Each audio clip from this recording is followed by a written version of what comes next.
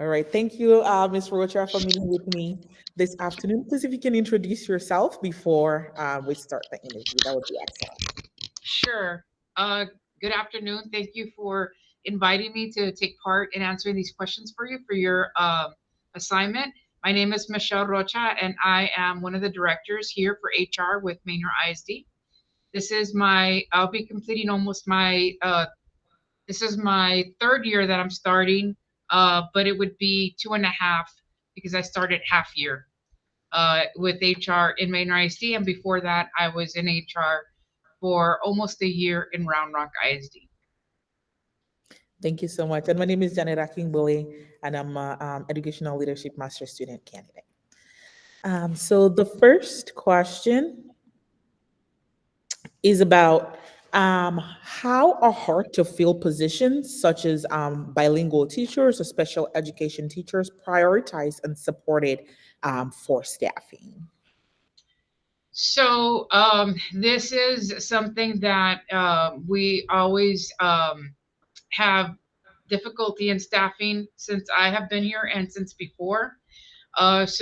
What we do is it's kind of several parts to this. One is we have worked with trying to staff through companies that allow us to bring visiting international teachers, such as Colombia and Spain. These teachers are able to transition very smoothly into the culture here at Manor with our high percent of English language learners or emergent bilingual students. That is one avenue of being able to fill those staffing requests. The other part that helps us is when we have teachers that also are fluent in Spanish. We're able to, if they are comfortable and meet certain criteria, we are able to have them staff in those positions, and we submit waivers to TEA to have them be able to be in the classrooms, so those students have a qualified teacher in there. We've also worked with staffing contracted companies, which it does cost a little bit more money, but it's certainly worth it to have the qualified certified teachers for our bilingual students. We have used the same methods for special education. We have last year we had about 132 visiting international teachers that have come from different countries. Not all of these are special education, but we do have quite a bit that have fulfilled those roles, those vacancies. So we've had teachers a lot from the Philippines, um, from other countries as well, and that is one way we staff. And we also have contracted services like we did for bilingual with partnerships, so that we can staff. And so we hire contractors to help fill those vacancies. Um, we do offer a $7,500 bilingual stipend to help incentivize those individuals to come to Manor ISD. We also have competitive stipends for special education, especially the classrooms that have our highest needs students, those that are maybe like functional life skills and the functional academics. So it's through stipends, compensation, contracted services, and then obviously our recruiting events. We also have started the Manor ISD People Experience. We're trying to make sure that everybody understands what this entails, which is the way that we treat people and have um, make sure that people to our district feel welcomed, and we make sure that we take care of our employees. So that is another form of recruitment, is through word of mouth. Thank you so much. I really do appreciate that comprehensive answer. Um, Moving on to number two, I know in this first question you talked about the fact that stipends, taking care of employees, serve as incentives essentially. Are there any other recruitment practices that have been successful in recruiting diverse, high performing candidates? And this would include teachers as well as non teachers.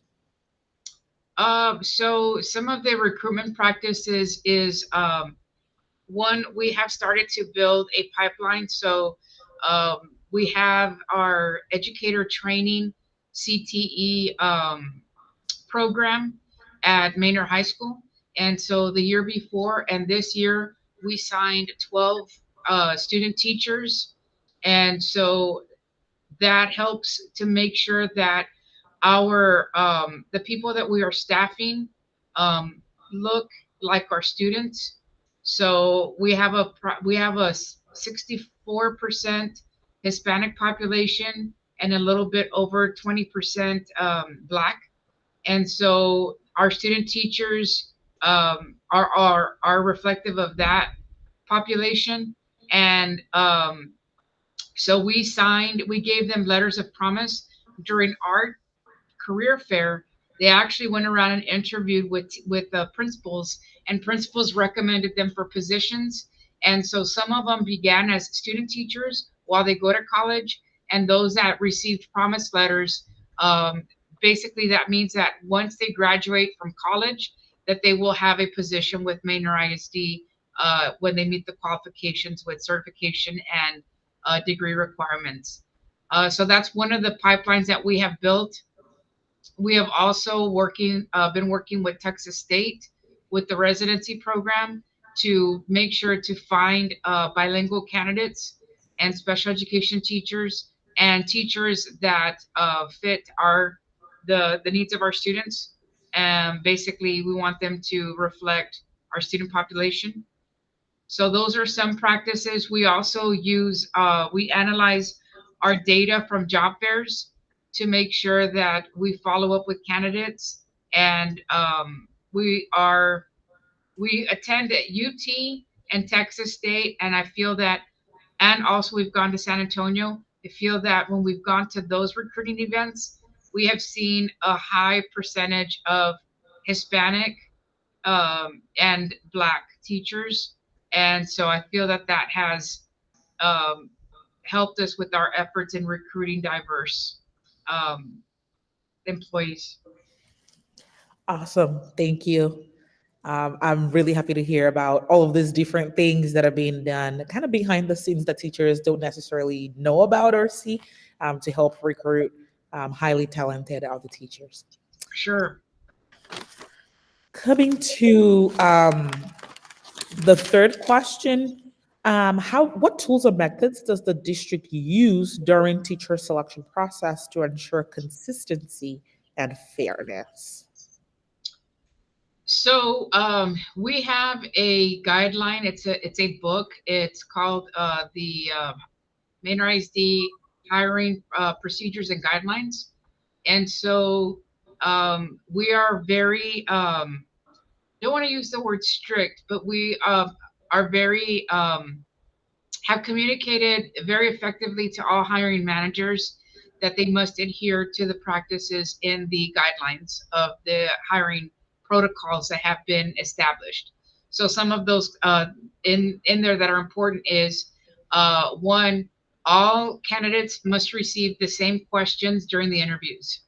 So every single candidate would has the same opportunity because they're asked the same questions. You cannot go and ask an additional question uh, without having it asked to the previous candidate. So that's really important that it's noted. We make sure that everybody, that all the postings are up for the same amount of time, which is required for the 10 days. And the principals have access to review all the applications. Once they've done that, then they set up the interviews, and the interview panel must have 3 members on it at least. So, and it has to be a mixed group. It can't be 3 administrators. It needs to be like a teacher, a counselor, and then an administrator or a librarian, so that we have a diverse group of individuals that are going to take part in the interview process. We also make sure that all of the notes and during the interview that they follow the guidelines with how to take the notes, how to answer the questions, and how to select the candidates. So they do a pluses and a delta, and so it is a collaborative effort with the committee that selects the candidate to be recommended for hire. So we make sure that everybody uses the same questions and the same um, protocols when conducting their interviews. And when it's like a position as far as a principal or a director or a head coach, there are more guidelines that must be adhered to make sure that it is not only fair but equitable as well. Thank you so much. I appreciate that response. Moving on to the next question. It's kind of below number three. That one was supposed to be number four. It Okay. says, does the district have a new teacher induction process? What does it entail if we have one? How long does it last? And that's going to kind of roll into the question that says number four. How are new hires, especially teachers, supported during their first year to ensure their retention and overall success? So there's two types. So first, the induction process, we have a new teacher employee orientation.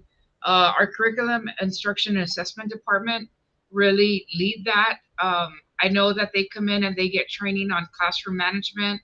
They get training on the curriculum and on how they will be evaluated. And they also get a mentor assigned to them. As a first year teacher, it is a requirement by TEA, and so they also have department chairs and then a campus administrator that oversees their department.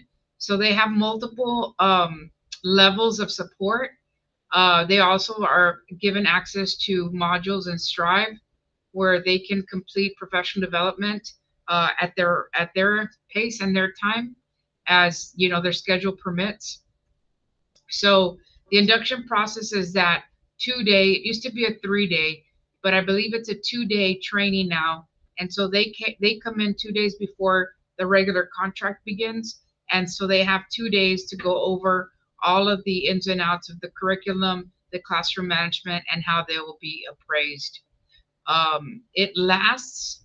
That's 2 days, but the support is throughout the whole year because the other part of that is they will be, I believe they're required to have, they do take part in PLCs. And they also, if they are a locally certified teacher, they are required to do PD on Strive. I believe they have to do 30 hours. And then they also have to submit hours where they go observe other teachers. And then where their mentors come and observe them, whether it's an instructional coach, whether it's an administrator or a department chair or their mentor, to be able to get feedback on how they can improve their instructional delivery. Thank you so much. Coming to number five, what factors influence compensation decisions in our district, including things like stipends, raises, and bonuses? I think that I don't I did. So you think that question four was answered with the how are Yes, new hires? Oh, okay. I just want to make sure.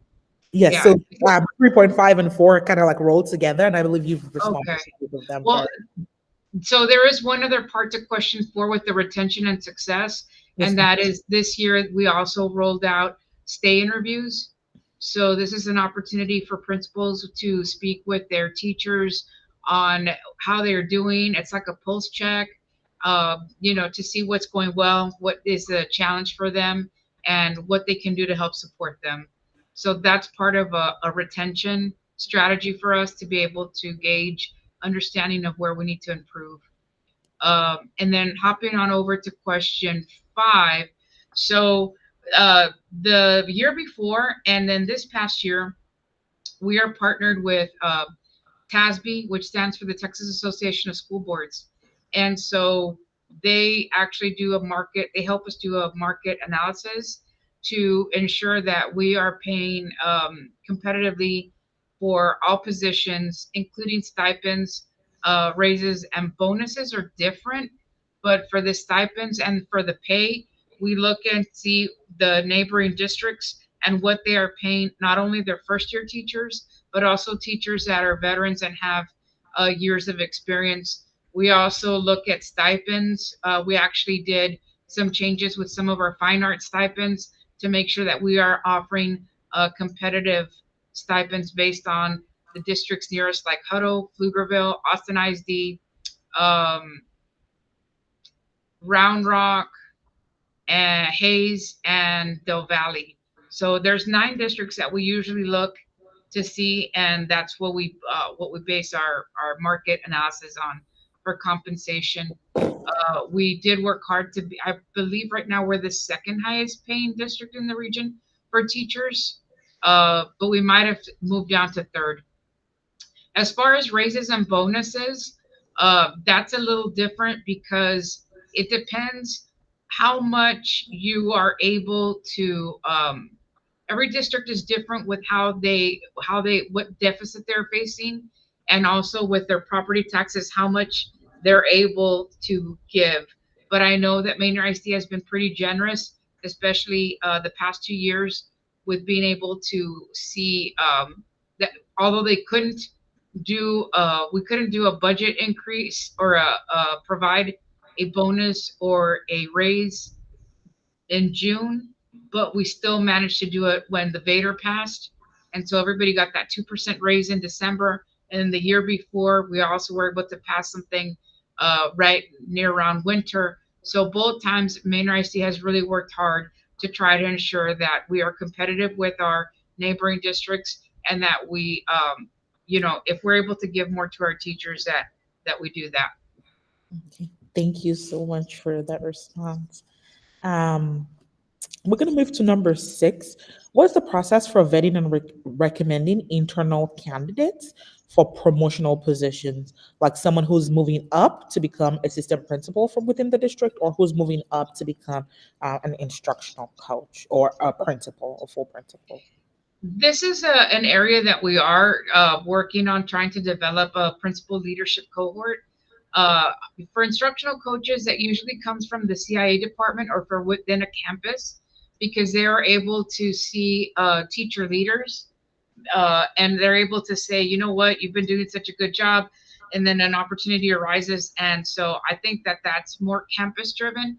But as far as the assistant principal, we are looking at providing that sort of opportunity with a partnership with our CIA department, with getting a cohort together of teacher leaders that are aspiring assistant principals, and then maybe an aspiring assistant principal cohort that, aspiring principal cohort would be something that is in the works. We don't have anything solidified, but it is something that is, being worked on as we speak. Okay. Thank you so much for that. Moving to number 7, what are the key steps that principals must follow when initiating a dismissal or non renewal of a staff member? So one of the um, main parts to this is adhering to timelines and providing the employee their due process. So making sure that the principal, and it depends. I'm gonna assume that this is for an instructional or performance concerns. So when the principal begins with the goal setting, and usually principals start their informal walkthroughs, uh, I would say by September, or first in September. And as soon as you start to see that a teacher is, having some performance concerns, instructional delivery, you meet with that teacher, you give them feedback with what are the areas that you are giving feedback or wanting improvement on. And so we use Get Better Faster. So part of that is giving bite-sized feedback to the teachers, and then coming back, and you come back to with the follow through to see the feedback, that action-based piece of information implemented. And so when that is not done, then that's the follow up. After you've done a couple of walkthroughs and you're noticing that, you know what, this teacher is really not, meeting the standards, or it's not following what I have requested, then you start with a growth plan. Um, and that's where you start to talk about meeting with them weekly and expressing your concerns so that the staff member is well aware that this is something that they're not performing. If it is a performance concern outside of the instructional setting, such as coming in late or conduct, it's the same process. You can do a growth plan, or you can follow up with memorandums to make sure that the employee is well aware and that this is happening. And then the principal would then bring that documentation over to our department, and we review it together and talk about next steps as far as, what is it that they are showing, that as far as documentation, going over their documents with them for sure in a timely manner, and making sure that the employee is always aware of what is transpiring, so that they are not caught off guard, because every employee deserves to know, what their status is, and if they need to be given the opportunity to correct it. It's not fair for somebody not to be told, and then at the end say, hey, that you did this, and you never told them. So making sure that notes to file, any memorandums, growth plans, that everything is documented, dated, signed, and that there's follow through, and it's very descriptive and very exact of what you're asking and what is not being met. There shouldn't be anything to guess or what is not being understood. Thank you so much for going through that process. And that kind of actually goes into number 8 as well. So your response kind of covered 7 and 8 together. Please, I'm going to go ahead and skip to number 10. And that is going to be the last question. How are evaluation results tracked? I'm talking specifically about formal evaluations and used by HR to inform professional development at the district level. So human resources does the tracking for compliance. So we would look to see, that each employee received an evaluation, that it was submitted on time by the deadline, so that we are compliant, and that we look at our completion rates. And for each, like for example, for the T-test, we look to make sure that all the tasks were completed. And we also are working on making sure that we send out reminders and reports throughout the year, not just at the end of the year. As far as to inform professional development at the district level, that is something that we need to partner with CIA to let them know that this is where teachers are struggling. Let's say it's differentiation. So then our CIA team would know that we need more professional development in that area. But for right now, HR mainly tracks for compliance. Thank you so very much for those answers. I've learned a whole lot more from all the things that you said today.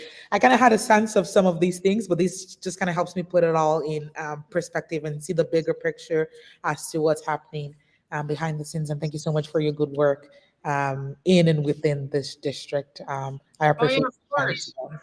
Yes, anytime. Good luck. Thank you. Have a good afternoon.